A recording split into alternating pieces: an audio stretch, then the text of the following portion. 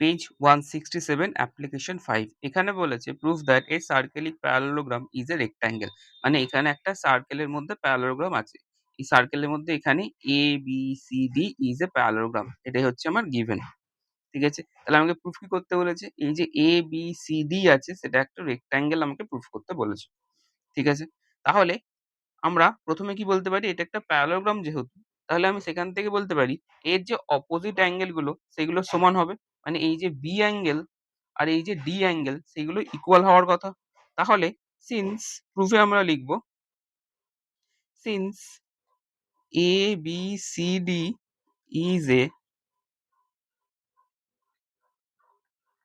Parallelogram, therefore angle A B C equal to angle A D C, এগুলো equal.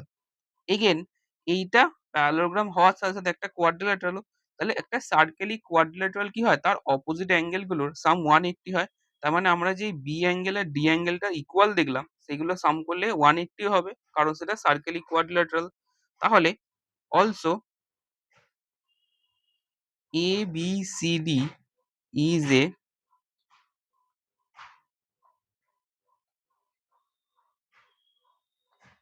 Cyclic quadrilateral.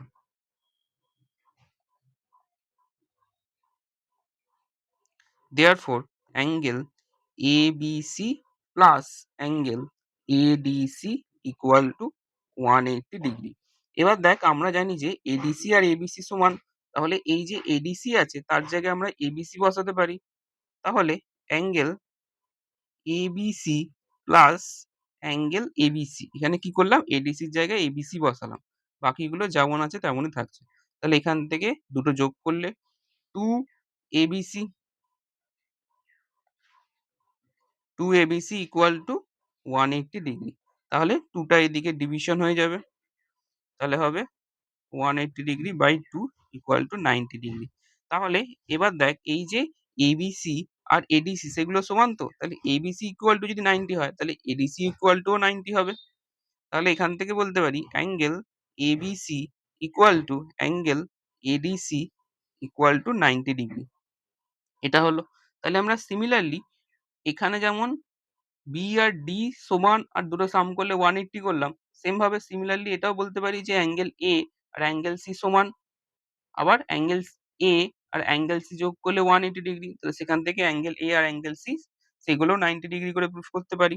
তাহলে আমরা similarly কি বলতে পারি?